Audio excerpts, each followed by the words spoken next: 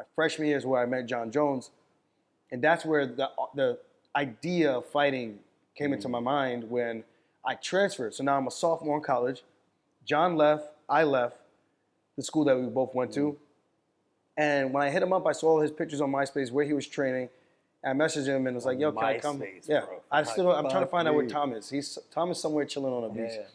And he invited me to come down because I saw what he was doing. I was like, yo, this looks cool. I feel like I could be good at something like this. Just because we were very similar in body type. I was like the smaller, compact version of him. He was like the long version of me. So I was like, I feel like I could do the stuff that you do. I kind of like admired him as an older brother because I didn't even know he was a state champ. I didn't know he was a national champ as a freshman and then transferred over to my school. I didn't know who he was, but he was from New York. And I looked him up, saw some of the stuff he did. It was unreal. And then I saw him in the practice room. And the way he would just smash guys and tool them around, it was just like effortless.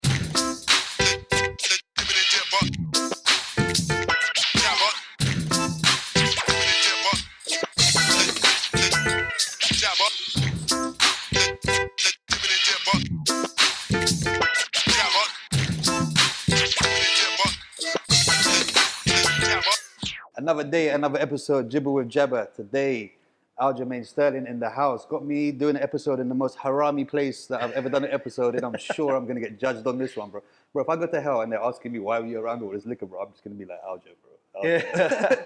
Before we even start, I just need to say, shout out to yourself, to Bambi, to Jake for hooking it up. You went above and beyond to get this episode done. Because there was a bit of confusion and a bit of... a little bit. Anyway, we ain't gonna get into it too much, but like there's a bit of unorganization going on. But I appreciate that, man. Yeah. Because most people would have been like, nah, you know, I got 2 minutes and thingy. So contrary to popular belief, not the most hated man in the UFC. He's the most loving guy in UFC, bro. Welcome back to Abu Dhabi and Dubai. I think I'm misunderstood for whatever reason. I think people take me a bit too serious and. I don't know. I'll just leave it at that. I think people just take me a bit too serious. Yeah, I think so too. Let's start with a little vibe check. I just want to do some things. Finish the lyrics. Zim Zimmer. Who got the keys to my bimmer? Who am I? You got them sugar. Good. You pass. It's good. I remember doing that to somebody and I was like, what kind of Jaffe can I use? You don't even know any of these tracks, bro. It's like, don't come and tell me that. You need to have the history, the source there, bro. I wonder if I don't know if the producers... if they know those lyrics.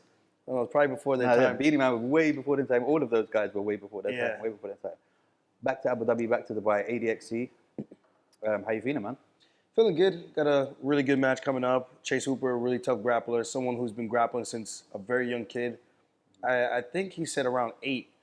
I started grappling when I was like 27, like 21, you know? Yeah. So for me, this is... going to be an interesting match because a lot of guys, I think they rate my jiu-jitsu really high, but it's a lot of wrestling that I use.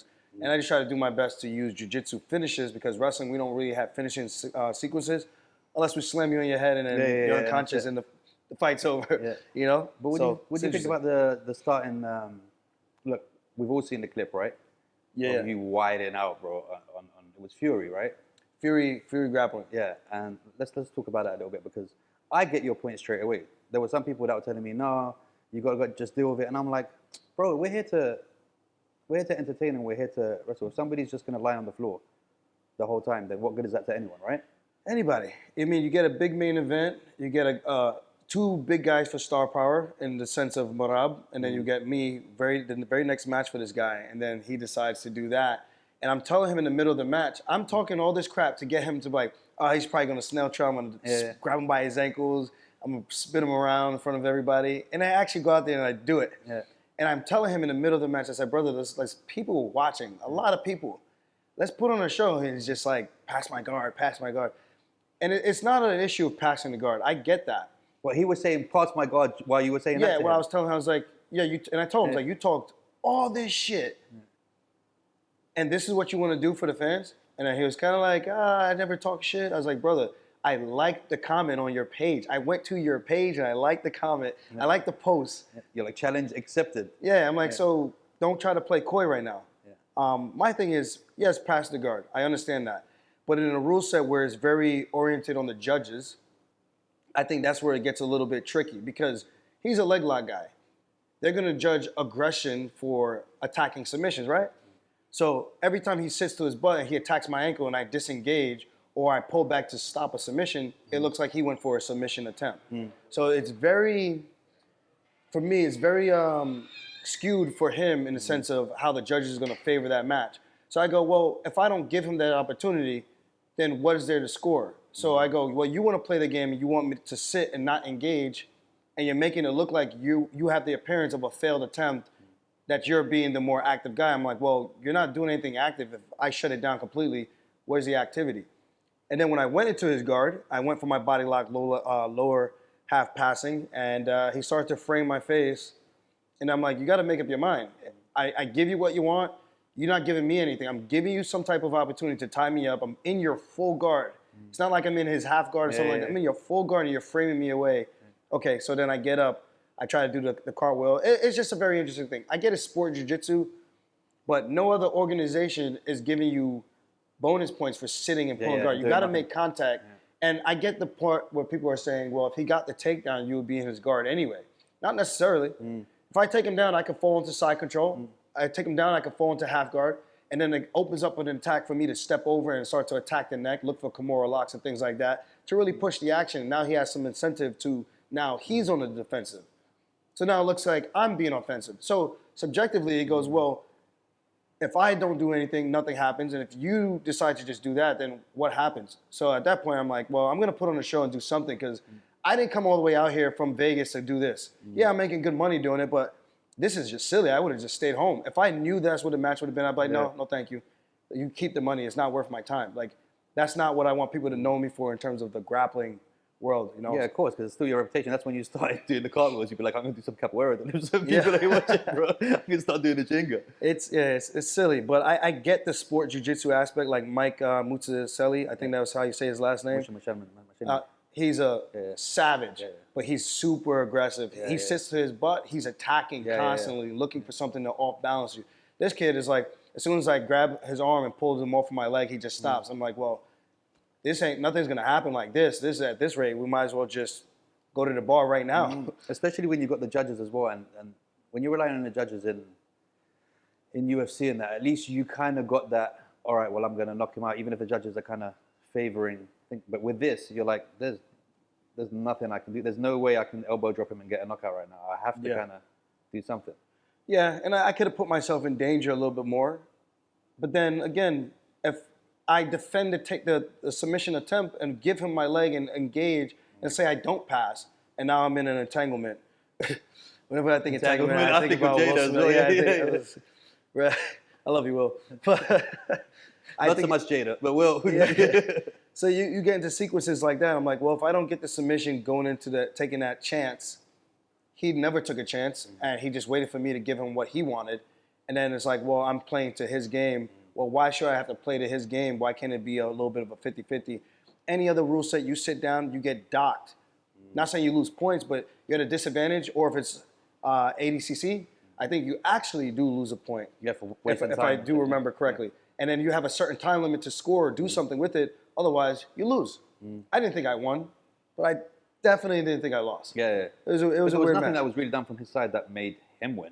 Well, they said he had an armbar attempt. I was like, guys, you got to be kidding me. That's an armbar attempt. Imagine if I actually did let him get my leg and try to pass. I'm like, if I don't get it, then it looks like he's has all these attempts, even if it's not even close. Like that armbar.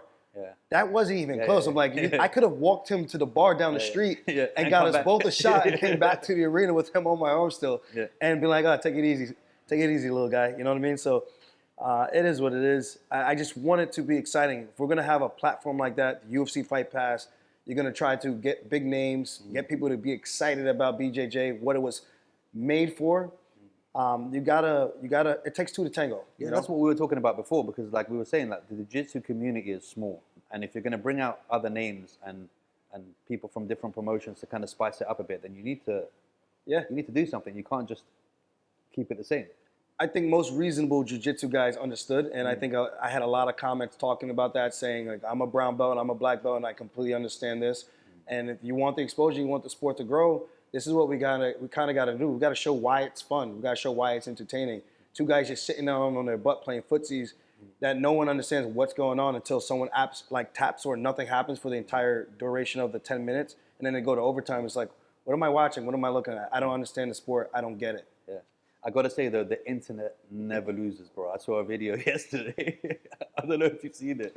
It's you saying, you can't be sitting on your butt, blah, blah, blah, blah. And then they clipped in you against Yan, where you're just like sitting there kicking him. And I was like, touche. Wait, Yan or O'Malley? No, it was Yan. Well, I think it was Yan one. It was just, the clip just worked perfectly. And I was just like, the internet never failed. Because people were trying to use what the guy was doing and trying to make a comparison. Yeah, but you can't compare. You can't even compare it at all. It's crazy. That's a bad shot. Me being offensive, even though completely dehydrated, whatever. We don't even need to get into that, but it's a failed shot versus a guy who just plays defense from the very get-go. That's not even like, there's no comparison there. Yeah. But I get them trying to be funny, but it's like, you're trying to be cheeky, but it was actually a bad exactly. Yeah, but that's because it's you. That's why you're like, nah, it doesn't count, bro. It doesn't count. But what are you going to do differently if, in this event now, if it ends up being something similar, or you see it kind of going that way? I don't know, man. I'm in my head thinking about this match, and I'm just like, I got to have options now. And it's only 3-minute periods, rounds. So I got to make sure. Is it 5 rounds or 3 rounds you want? 5 rounds. 5 rounds. 5 rounds of 3-minute rounds. And I think from there, it's kind of going to be like one of those gas pedal situations where I got to be aggressive to get a takedown. And when I do get a takedown, or even if I don't, either bully him against the cage or something, force him to take a back shot, look for a front headlock, try to spin around, take the back, hopefully get the hooks in. If I don't, then we scramble from there. But I think with this rule set, it's going to be penalized for him to just sit. If he goes and gets an underhook and then he jumps to it and pull guard that way, completely fine. I'm okay with it. But now I'm in your guard. You got to work. You initiated this. There, but now I'm in the top position. So what are you going to do? You have to sweep within the 3 minutes. I'm going to be looking to pass. I'm not going to be just looking to keep my elbows in and hang out the whole time. I'm hopefully going to be able to pass the position, stand up, break the legs, and he's a much longer guy. So it's going to be a little bit different. The other guy was kind of around my same height.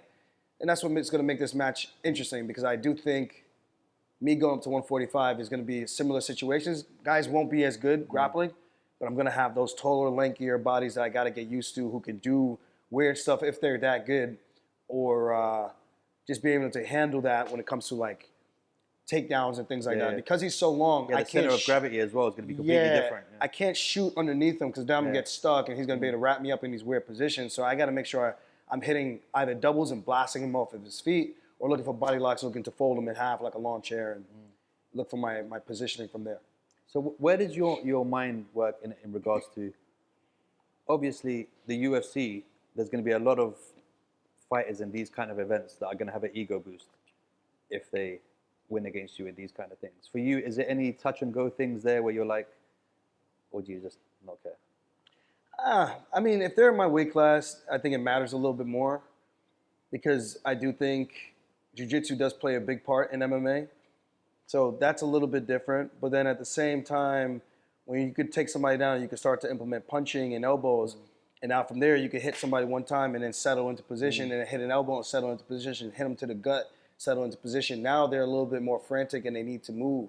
Now that mindset is different. It's not just I'm going to sit here and cover up and not let you get anything, or just sit here looking for frames and hanging out.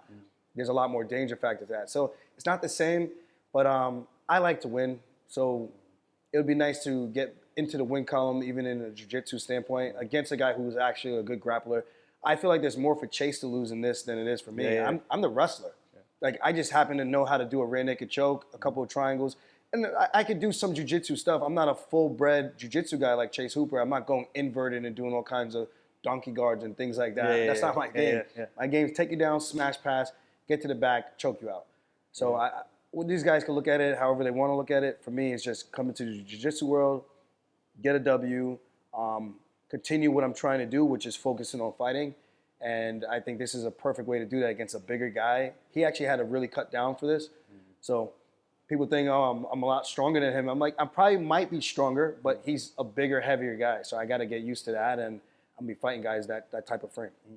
But it's crazy, though, when you're saying that you're coming from more of a wrestling background, because of your jiu-jitsu is still on point, bro. Yeah.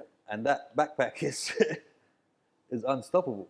So And you said you started late when it came to that kind of stuff. Like even when I was talking to Bas, the previous episode, he was like, when he started getting into pancrase, he was like, I didn't know nothing when it came to that. Like I would dream at night about a submission, and then I'd do it on my wife, and he'd be like, is this hurting your shoulder or is this hurting your neck? All right, it's hurting your neck, and he'd write it down.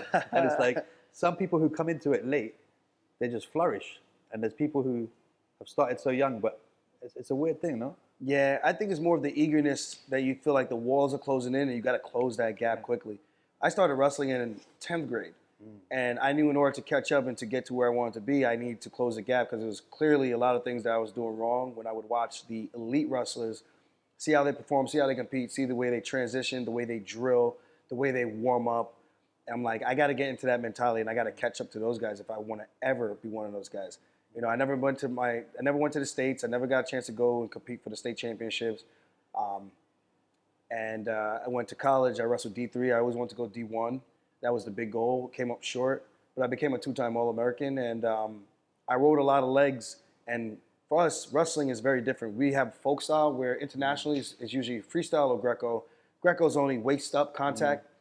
And when you get takedowns, you're only down there for like 5 to 10 seconds. Freestyle is a very similar thing, but except you get to attack the legs. It's head to toe. But you get a takedown, you only have 5 to 10 seconds to work, and you can lock your hands.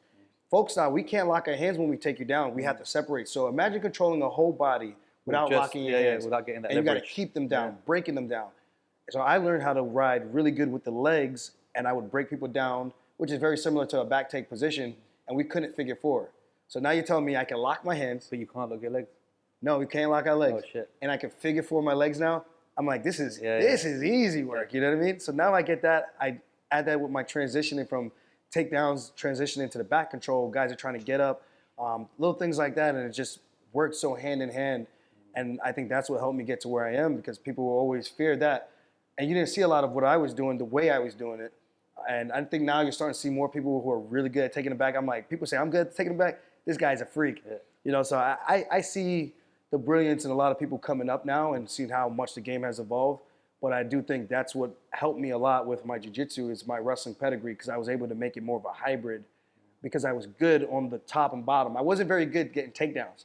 I was good if the match, we start 3 different periods. First period always started on the feet. Second and third, you get an option. One guy gets an option, the other guy gets an option unless you got pinned. So my option would always be bottom, and I was good at getting reversals. So whenever I'm on bottom, I don't really panic. I'm like fine there. And then if I'm on top, when the guy picked bottom, I threw the legs in, I beat him up, crunching the head, power halving, cross facing, just nasty. And I think that's what makes me so dangerous when it comes to jiu-jitsu because no one wants to give their back because they know if I get there, I'm going to be mean in that position. It's not going to be you hanging out and just doing this. I'm going to be cross facing, doing a whole bunch of stuff, power halving, trying to rip your shoulder off your body. And I think that's why my BJJ is a little bit different than what a lot of these other guys are doing. How important was the wrestling to you starting? Because, you know, I've seen a few, I haven't spoken to you personally about it, but I've seen a few videos about your childhood and that kind of stuff. Yeah. Before and after the wrestling, before and after you started, what was the situation there mentally and spiritually? And why did wrestling, what was it about the wrestling that kind of helped you out so much? Man, my dad is what we would call a street pharmacist back home. And he never really wanted us playing sports for some reason. And then when we did play sports, we weren't the biggest, we weren't the greatest in what we were doing, football, basketball. And we were all pretty small coming up. My one brother who's 6'1", I'm like, how'd you get the tall jeans? And you're not even doing anything with it. I want to use that. And there was a lot of you, right? How many altogether? Now there's like 20 plus. Wow. I think there's like 22, a couple that I don't know. But as far as I know, I'm going to say like 21. I'm going to split the difference. Say 21. So 21 siblings, 10 on my mom's side total, including me. So that I got 9 siblings on my mom's side and then the rest on my dad. So with that said, I found wrestling. He always said it was a homosexual sport. Yeah. Very big in the Jamaican, very big in the Jamaican community, Caribbean community. It's just like, what is that? You guys are wearing tights, you're rubbing up on another man. No, but you know what? You get it though. I can understand from their side as well. Okay, they have that there, but the uniform alone, bro. Yeah. To go to a Jamaican dad dressed up in that and go, and he's like, what the blood clot you're wearing? It was weird for me too. One of my best friends to this day, Enoch. He always try to get me to come out to wrestling. I was just like, I'm not doing that gay thing. Bro. That thing's just. I'm definitely not wearing a leotard. But I was like, you guys. I was like, what is this? This is not wrestling. It was like wrestling for me was WWE. Yeah, that's wrestling. Yeah. So then I tried out for the basketball team and I got cut. I made the first day of tryouts. The second day I tried out again. Well, we had the second day of tryouts and then I got cut. The wrestling coach found out and he was like, listen, you're going to be 5'4" the rest of your life, or maybe 120 pounds soaking wet at best. He's like, come wrestle, try it out. There's weight classes. I think you'll love it. I came down. I was like, all right. Because he tried to get me my whole freshman year. And I said, nah, them just not for me, man. I just can't rub up on another man like that. This is the time where I'm supposed to be getting chicks and shit. Yeah, this is not good for my I'm reputation, trying to go to the bro. NBA, man. I'm trying to do big things. So then I ended up coming out for the practice. I didn't know what I was doing. He didn't explain the rules. He didn't tell us anything. It was like just a fun workout. You and your boys in the hallway, roughhousing, taking each other down, trying to just see who could size up who. And no skill whatsoever. I was just athletic for my size and just kind of just did what I saw on TV and how me and my brothers would roughhouse when we were growing up. And I was getting the better of a lot of the guys and it just like naturally, just kind of instinctually understanding how to get my hips back and things like that. And I fell in love with the sport that day. He made it like a wrestling practice, like not like, he got me hooked. And then the following week, it came back and it was like, all right, now we're doing all these sprints and everything. I was like, what is this? It's like you tricked me. This is not what I signed up for. But it was so fun. I was like, I could not wait to compete. And I didn't even know what the rules were. I just was going to wrestle and just do what I did in the room. Like I had no idea about point system or anything. It just did it. So for me, it was just more so going back to my dad. It was like just getting out of the house. So when he found out I got cut from the basketball team, I kind of like didn't really tell him right away. It was kind of like I used wrestling. It was like, oh, I made a team. I was going out to the wrestling. Tell him what it was. Like very vague, right? It's like, yeah, I made a team, bro. What's up, bro? So for me, it was more so going to the practices and stuff. And back then, we were 7-day eventists, so we went to church on Saturdays. Okay. So it was really tough to go to competitions because he was like, well, we had to go to church. I'm like, well, what's the point of me being on any team if we're never going to be able to compete? I'm like, you're talking about Jesus' team is the best team out of all of them. Yeah. So that's kind of like where the rebellion stage started to hit a little bit. But, you know, it was always like, if you're not doing any after school homework or anything like that, just come home. And it was like no rhyme or reason. He wasn't even home. He was like, just come home. It's like, well, but why? Well, for what? Yeah. Like, why can't we hang out with our friends for a little bit, whatnot? Long story short, wrestling was my escape to, I guess, a safe place where I could hang out with my friends, be with some of the bros, and still learn, still doing something. It was kind of an outlet for me to release some of that anger that I had growing up. And even to this day, I still think about like how angry of a kid I used to be. Like now I'm so much more calm. I was talking to somebody earlier today. It's like, yeah, this match is like, it's a tough match, but I don't get as riled up as I used to. When I was a kid, I was just always getting angry, pumped up, like psyching myself up. I'm going to eat this guy in the mirror. out. I see pride. I see power. Yeah. Go. So yeah, it was my scapegoat. It was my way to find happiness, my peace, my outlet, my what do you call those anger rooms where you could go in and just break stuff? Yeah. The padded ones. And, the smash rooms. Smash rooms. And that was it for me. So I could go on the mat, I could slam kids on the ground. I could, when I get on top, I beat them up. I'm cross-facing. It was like I get to fight people without getting in trouble. But in the end, everyone's like, because it's got that brotherhood as well. Like, yeah. You Did you find out. that it was more of a brotherhood in the wrestling? Because look, I grew up with 4 kids, and the more kids you got, the more you're all at each other's throats and stuff like. So did you find the brotherhood in the wrestling more than your actual family at home? 100%. You're much closer to them. 100%. Even now, like my brothers and I, we're finally starting to try to get closer. I'm 34, and I try to like hit them up to try to encourage like us to kind of hang out and do stuff together because we never had that growing up. It was just always you're trying to take the last piece of this, you're trying to take this, you're trying to one up me. You eat proper fast as well, right? Yeah, and then that's like me, bro. I'm just like. Because you know that if you leave one gap, bro, somebody else is going to take that food, bro. Yeah, and we were like fighting for the computer, fighting for the house phone, fighting just to whatever. If you did something that you knew you weren't supposed to do, they couldn't wait to go tell on you just so you could get a whooping. Yeah. Like, and then laughing in the corner, and then when you come back, they're just making fun of you. Like, we were little demons to each other, man. And I look back at that like, I can't believe the amount of stuff we did. We were just like, and it was very little control trying to, it was just like, don't fight each other. You guys are supposed to love each other, and then that was it. Yeah. And then we go back to exactly you're getting licks as well for fighting each other as well. Yeah, but very, very rarely. At least from what I remember, very rarely. It was just like saying it to bro. I'd get licks for no reason, bro. When I was growing up, like when something was broken, we'd all get licks, and then the questions would be asked after who broke it. Yeah. Like licks was coming up first, and then after it's like talk later, ask questions later. Yeah, 100%. So where was the period from being into the wrestling that you decided? Like when you got into it, was it a stepping stone in your mind as a plan to go and start striking and fighting, or was that not even in the kind of plan? Nah, when I started wrestling, I had no idea that I was gonna ever be doing this. This happened when I was in college. My plan was to go wrestle, place in the state and win the state tournament, and then get a D1 scholarship so that I can go as a 3-year. To me, I'm like, I'm a phenom. If I could win states as a junior or sophomore, junior year I choked. I didn't even get it. I had no shot.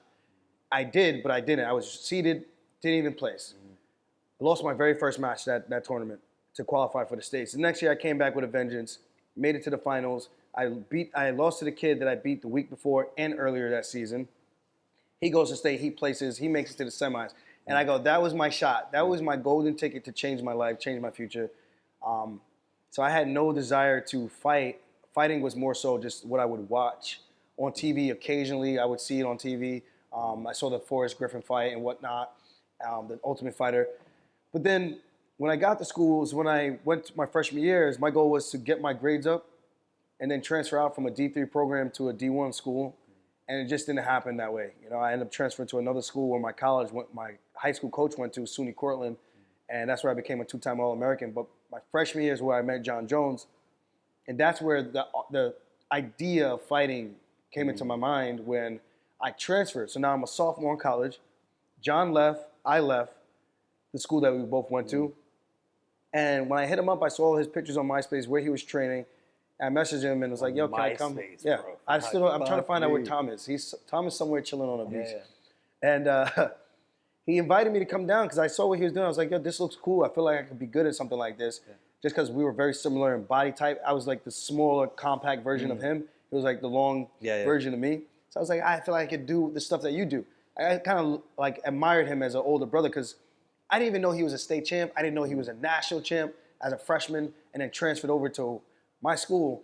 I didn't know who he was, but he was from New York. And I looked him up, saw some of the stuff he did. It was unreal. And then I saw him in the practice room. And the way he would just smash guys and tool them around, it was just like effortless. Looked like he wasn't even trying. Not even breaking a sweat. The way he would just hit moves, ankle picks, inside trips, throwing guys. I'm like, man, I got to be like this. And This at is that the point, guy. there's still no striking involved anywhere. Still no striking involved in any of this. And then when I transferred, I saw the pictures, and that's what prompted me to ask him what he was doing. I saw the fights and everything. He let me come down to his gym where he was training at the time, Team Bomb Squad. And that's when fighting started to become a reality.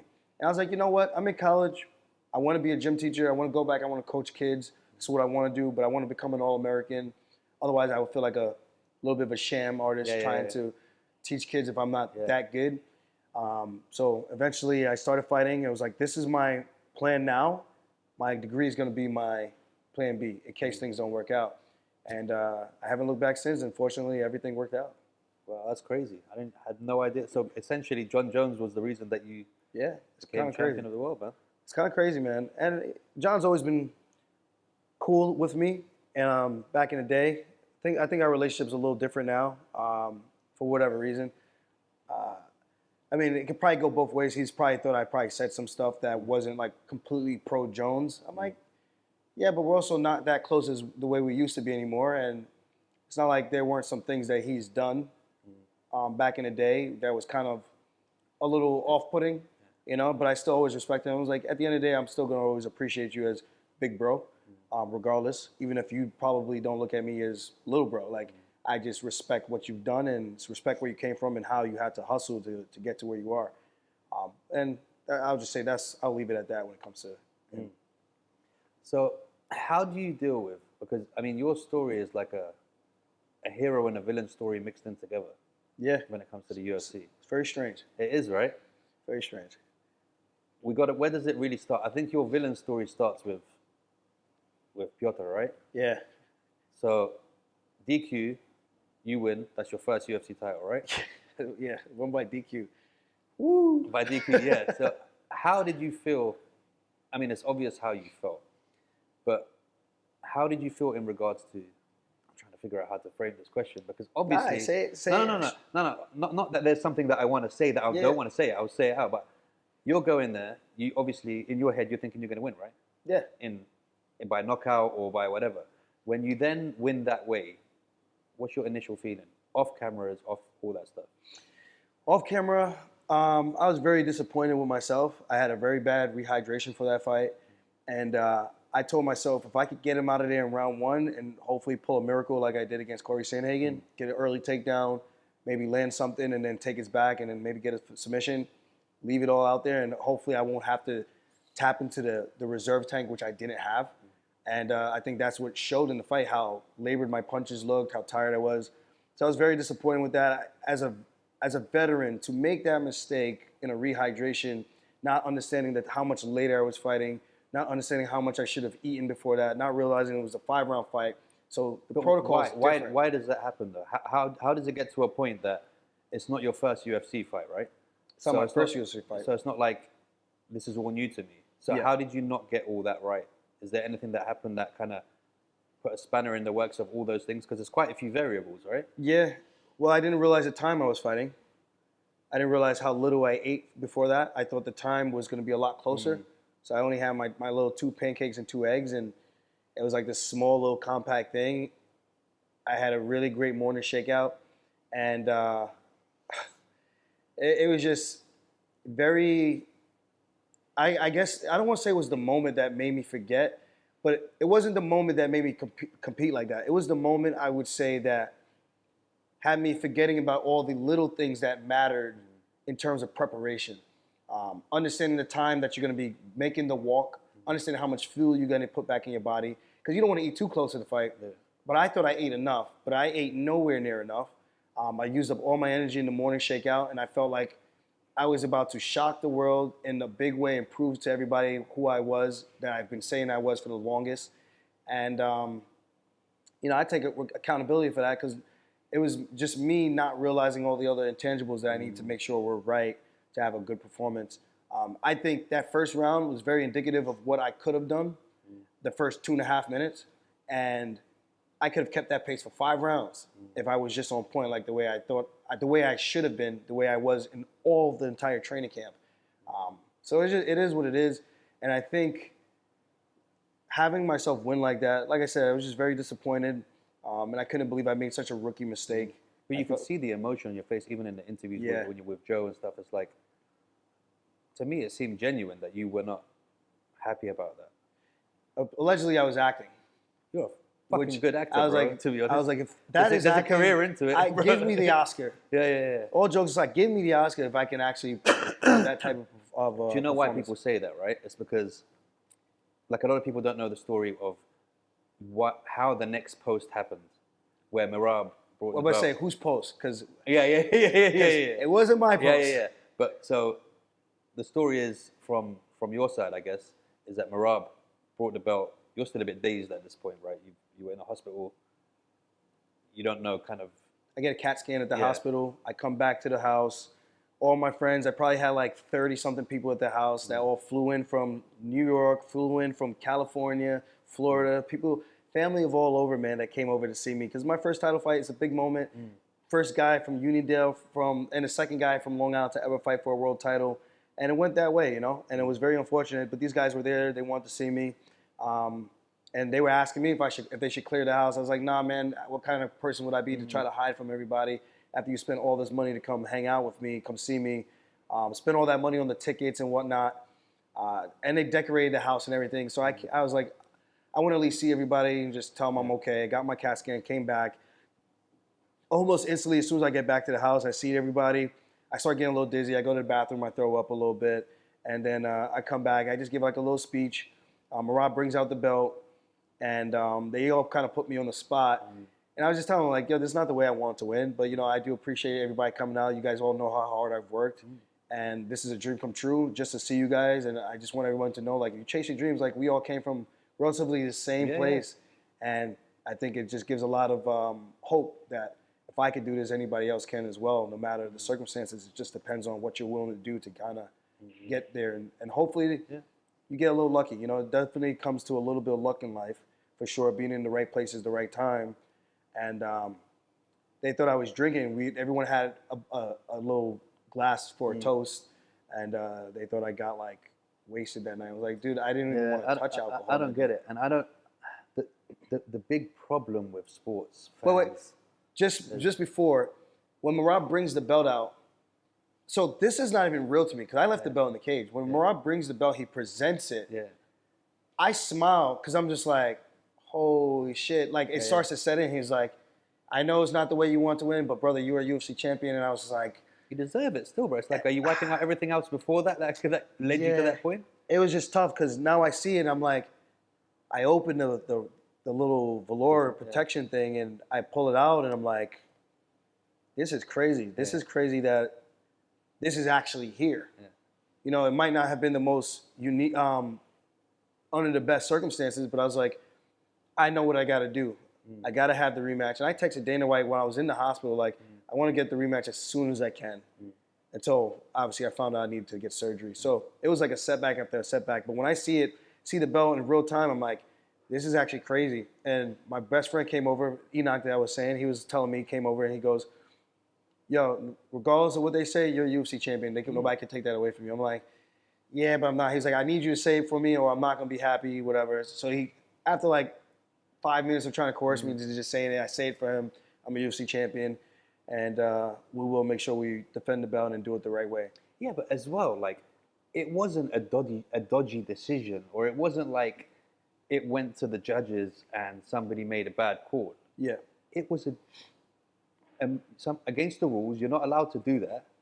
So I don't understand the big huff and puff behind it. He made a big mistake. He did make a big mistake, but I do get the sentiment that, like, oh, you stole the belt by acting. That's one. But one, there was no acting. And the other part of it is, well, he was kicking your ass. I'm like, well, the fight was split going into that. Like, was he kicking my ass in the sense of my punches weren't doing anything, and was he landing the much harder shots as the fight was going on? Definitely. Did I quit? Did I give up? No. But it was one of those things where he was clearly taking over, and it looked like he was probably going to finish the fight one way or the other, or was going to go to a decision. I was just going to take a battering. And I understand that part of it. I think that's why they were more so upset about it. Look at Leon, bro. Like, it only takes one thing to change a whole fight. Yeah. One kick in the 5th round. Yeah. It doesn't matter what was happening for the first 4 rounds. Exactly. And this is a funny thing is, obviously, you know, my loyalties with Bully, with Belal. You know, when people are saying, and Leon's saying, oh, you know, up until the eye poke, I was winning that round. It's like, you're not in a position to say that when you won on the 5th round with a kick. Like, that's very kind of like, you got to choose your side there. Yeah. You cannot be saying that one thing and then saying another, right? And that's why I love it, because it even reminds me of the Holly Holm Miesha Tate. Yeah. And I said that in interviews. I go like, listen, I knew I was on a downhill riding, picking up speed on my way out of there. My first title defense is probably going to be a long time before I get another one.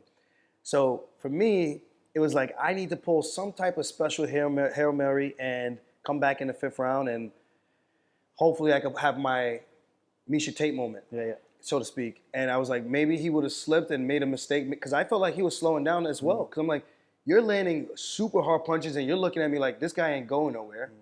So if he was kicking my ass, he could have did whatever he wanted, then why wasn't he? I mean, he was kicking my ass, but why didn't he get me out of there? If he could have, he would have. You know what I mean? Because that's always the goal, right? That's always the goal. So I'm still hanging around like a little annoying little leech. I'm still there. He keeps pulling the leech off. The leech keeps coming back. I'm like, I'm not going anywhere until this fight is over. Either I'm getting put out or I'm going to be here till the bell rings. And I was never going to quit. So my thing is, when people were trying to say that the fight was already decided, I think it's very naive and very casual. Exactly, that's what I'm saying. It's very casual to say that, because the fight's not over until the fight's over. And I think we all know that best if you're actually a fan of the sport and can understand that. I've seen so many come back from behind victories. Darren Elkins versus, I forget that one guy he fought who was battering him, came back and beat the crap out of him. There's comebacks that happen in the last 10 seconds, bro. All the time. Do you know what I mean? Even in sport, even in boxing. I don't know if you've seen the fight. I forget the boxer's name. He's an English boxer, actually Jamaican. And he dislocated his shoulder during the fight and then finishes the fight with one hand and literally knocks the guy out in the last thing. And it's just like, you can't count anybody out. Yeah. That's like why the he's fight game's literally so like crazy. he's like that for the whole thing, like kind of thing. You can't count anybody out. Till that fat lady gets on there and starts singing. That's it. There's nothing you can do. And that's why I say I get why people were like upset, but I just think it's very like one-sided for you to look at it like that. And more so, you're just upset that you probably got your parlay busted up. That's probably what it comes down to. Yeah. Like as long as Drake isn't betting on you, you're good, bro. That's well. I think he bet on me the last fight. Yeah, something might like have that. been, right? That's what I So heard. second time round, 2-part question. How does it feel to defend? Obviously, because Yan again.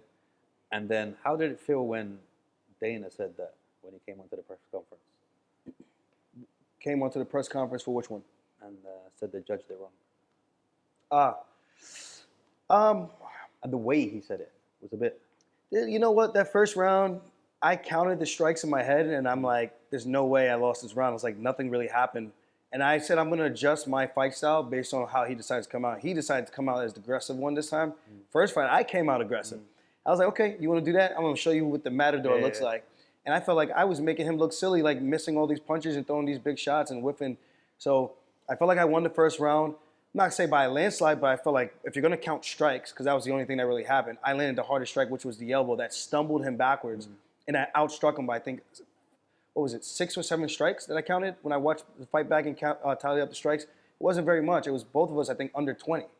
And then the second round should have been a 10-8, but okay, not a 10-8. I still win the second and third round, and that's me giving away the fourth and the fifth. Well, the fifth I was a little bit more tired. I'll be honest about that. I was definitely more tired with the fifth round.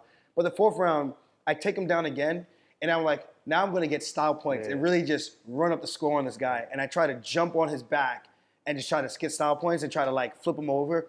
And then I fall off the top. He lays in my guard and decides to just coast around. He banks around. Okay, he doesn't know how round one is going to be scored. So for him now, he's thinking it might be 2-2. I'm like, okay, that's smart on his part, but silly on my part, making such a Too early. A cocky mistake. I made a cocky mistake where I could have easily iced it, where he had to go guns blazing round 5, take him down again with his over-aggression and iced the round, and it's a completely different fight. So I don't know. I don't think it was a robbery, and I thought the right guy won, and that's me having 3 minutes and 54 seconds of control time in round 2, plus ground and pound, elbows, not even just little stupid punches, elbows, big punches, and submission attempts, and that's not it's not a 10-8. I'm just very confused, you know what I mean? So I think a lot of people who are being biased about that is just, I think you're just upset from the first fight, and that's okay. But don't let your bias kind of change the way that you're scoring this fight. And Dana saying that, I mean, I think even he might have had a bet. Yeah, right. The way he like, said yo, it bro, come on, seemed Dana. to me like he was more upset than he should have been. Yeah. Like, Which, just the tone of voice, the breathing when he said it. and even if that's the case, I think as a promoter, even if he does say that, I just think there's a right way and a wrong way of going about it. I think he died on the hill, where instead he could have said that and then still said, well, it was a very competitive fight, high stakes. He could have made a trilogy out of it. He could have made it like pumped it up and sold it a whole different way, because whatever Dana says, people parrot it like it's gospel. I'm like, yo, just because he's saying something, he's not a fighter, he's not a judge, you know, he's like, what are we even talking about? Businessman. He's a businessman, you know. So if it was probably better for business if Petr Yan won, and I understand that as well. He's more of a striker style, and I get it.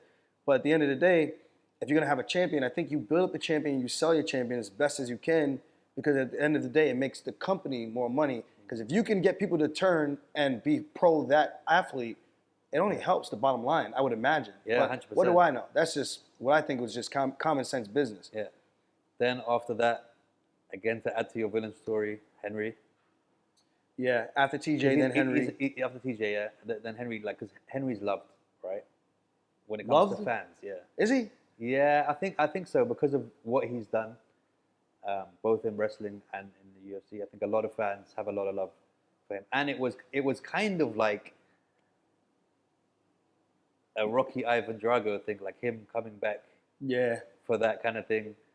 How did you feel about that whole thing? And the wrestling, did that have anything to do with it? Because obviously it's the same kind of pedigree you guys have, right? Yeah. When it comes to wrestling. Did that add to the flavor of the win? 100%. I was like, yeah, I beat the Olympic champ. Yeah, right. I'm the Olympic champ now. Got more takedowns than the Olympic champ. I'm the Olympic champ now. You know, so it was definitely a little bit extra for the win.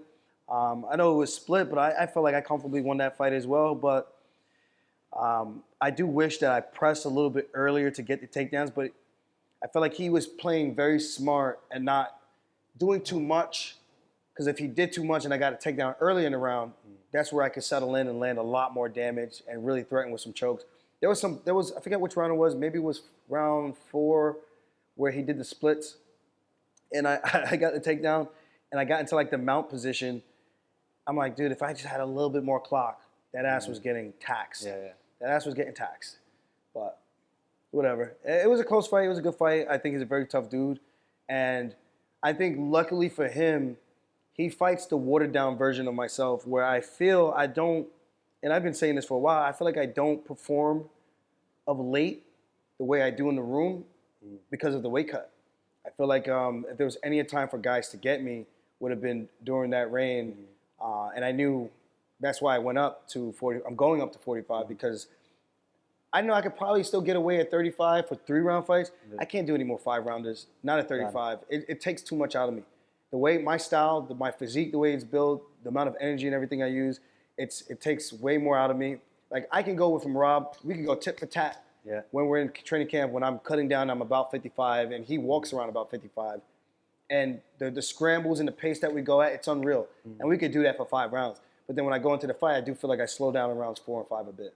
So I think I feel like a lot of these guys, their game plans should have been trying to get me in the long game in those 5-round situations. Even in the 3-round fights, I feel like since my Pedro Munoz fight is when my cardio really started to feel a little bit more tax. Do you think the age has got something to do with it now? Age. Grandfather times coming in. Yeah, getting heavier. Dude, I walk around 70, 73. When I was 2019, I wasn't even walking around that heavy. I think I was closer to like 65, like not even trying. Like if I'm not working out, 65, and then slowly just the weight just sticks, and then I get heavier and more dense. What do you think went wrong in the last fight? I think there's a lot of things that went wrong in the last fight, and I think the main culprit is the turnaround time. I think if I had more time to mentally prep, could you have prolonged the time? I could have. Why didn't 100%. Well, this just was playing devil's advocate here. Like what? Yeah, it was. I was being dangled that carrot in front of my face of the dollar bill. And you were like, more properties or more time. Yeah, so it was like, do I value my relaxation time and let my body recover from that crazy weight cut? Because after the weight cut, I blow up, man. I get it to the 80s after those hard weight cuts. So it was like, do I value this? Because they told me I wouldn't fight till January, February. They wouldn't have any fights for me, right? If I didn't take the August fight. And I only asked for an extra month so that I could just let my body settle into like a homeostasis kind of thing, get back to a norm, a baseline. So for me to do that weight cut again and then have to do all that over, it was tough on the body. And I think mentally, I was so over the fight camp. You go from a high, beating Henry Cejudo, a 2-division champion, an Olympic champion. You go from that high, and a couple hours later, you hear your boss saying that he's going to turn you around for August, and without even consulting you, without even checking on your body, see if you're injured. And I go, what are we talking about? Like, I'm mentally in a different place. My fight senses they sailed. I'm not in fight mode anymore. I'm in relaxation mode. I can't wait to go have a couple of drinks, you know? And when I had to gear myself up back mentally, I needed a month off just to let my shins heal from all the kicking. I had so much bruises. You could put your hand and leave your prints in my shin bones just because of how thick it was from the swelling. That's how disgusting that was. So I think after going from that mentally, I was just checked out. Like I was mentally there for training camp. Like I felt like I had a great training camp. I felt like I was dialed in, had some really good sessions. Might not have had the best looks in the sense of the way Sean moves super well. And I think the guys I worked with, they move well. But Sean has a different gear with his footwork and quick twitch, played basketball. So I get the little juke move stuff that he does. And I do things very similarly the way he does. So after the first round, the way the first round went, I was kind of like, yo, man, this is my biggest moment. This is supposed to be my Conor Khabib moment, and this is the way the fight's playing out. And I was like, you know what? I want to go home. I'm going to just try to gas pedal this and see what happens. And I thought I could just get him down. I was like, I almost had him in the first round. And that little taste gave me like, all right, if I grab him again this time, if I get him earlier this round and I get him down, now he's gonna be a little bit more tired fighting the takedowns, and then I could get him and then I could finish the fight. And then he got out of the first takedown attempt when he slipped, and I got him against the cage. He broke away, he created some space, he threw the front kick, and as I checked it, I parried it, I cleared it out. I go southpaw to try to clean, come in with the cross and look for an entry, and I just froze. I just froze right there. Like, I seen it. It's not like I didn't see the punch coming. It happened in slow motion for you. It happened in super slow motion. I saw the punch coming. I knew that he was gone already, and I already committed to the strike, and I was just like, that's what losing your patience looks like, you know? And I could have fought him like that the whole 5 rounds, but then the fight would have been that, and people would have bitched and complained and say, it was boring. You were supposed to kill him. You're not that good. And there's no winning when it comes to the fans. If they hate you, they hate you. That's it. I've been saying Sean's so high level. I've been saying Sean's a high level fighter for a long time. He might not have shown his wrestling pedigree, but I think when it comes to what he does, he's very good at what he does. And if he gave me what I wanted, I kill him. I gave him what he wanted, and he crushed me. You know, so that's just the way the game goes at the highs of the highs. It's so fickle. The fan. It's just like, I mean, thinking from a football point of view. I mean, David Beckham, I kind of feel like I had like a similar story to him. Yeah. It's crazy that somebody can change their shirt and all of a sudden 50,000 people hate that guy now because he's wearing a red shirt. He changed teams to another one. Instead of wearing a blue shirt, he's wearing a red shirt now. And everybody's just booing. But when he was scoring goals for you guys, he was your king, and it's in a day that will change. And that kick, the little kick that he hit the guy with when he was down, and that cost him like the free kick, and then they lost. The next 10 years of his life, bro. And I was like, I feel like the David Beckham of MMA. It's a weird comparison, but I feel in the similarity in terms of how the fans turned on me overnight. When I fought Sandhagen, I was like the next coming of you were the Beckham again before. People rated me highly before Sandhagen. Then when I beat Sandhagen, before they was like, I don't know how this is gonna go. Sandhagen's stand-up is so good, and he's got jiu-jitsu. He's gonna negate all his jiu-jitsu. And I run through him, and then I'm the guy. I'm the uncrowned champion because now Petr Yan is fighting Jose Aldo, who was coming off of a loss. 2 guys who are ranked lower than myself and Sandhagen, who had the highest ranking wins in myself and Sandhagen. We're not fighting for the belt, but 2 guys. One guy beat Uriah Faber. He gets a title shot. The other guy loses to Marlon Moraes. He gets a title shot. Yeah, but you can't go into the politics of UFC matchmaking, bro. No, I'm not going into the politics. I'm going into when people were riding my coattails and they were saying that I'm really the uncrowned champion and that Yan was just kind of the placeholder. Whoever won that belt was going to be the placeholder. It's insane. Do you feel like you're going to move up without the rematch? Do you not want to claim? I can't go back down. At this point, I'm committed to 45. And I think this is where my career ends.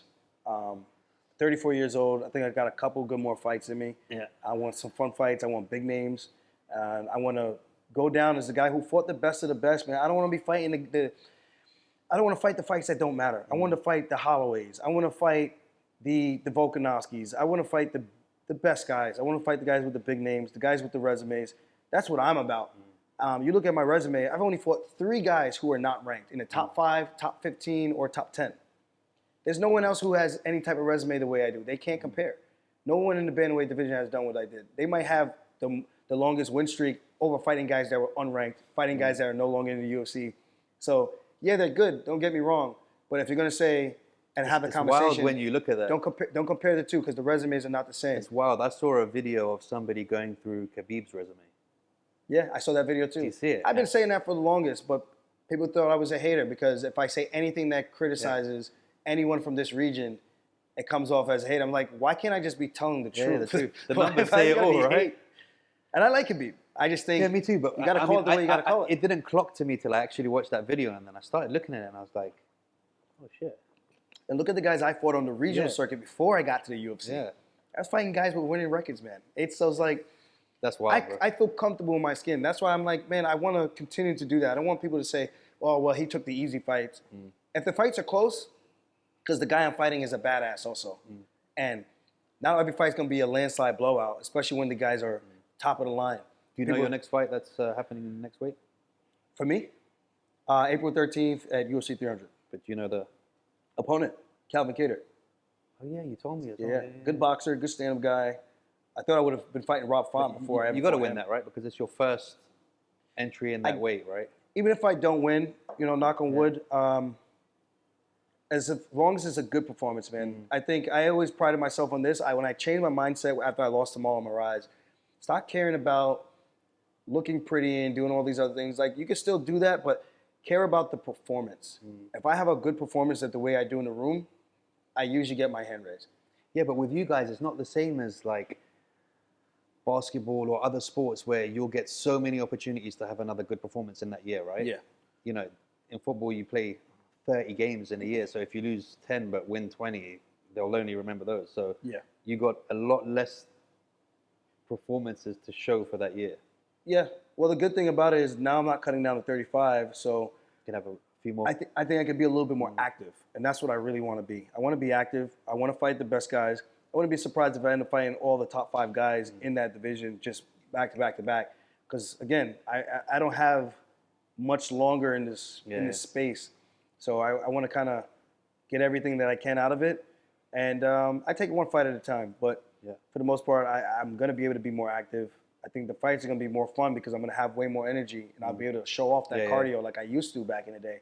And there's fights where in between rounds, I'm yelling at my opponent, like, come on, let's go, turn to the crowd, pumping them up, because I can just go. Entertained. But I don't really do that anymore because I just don't.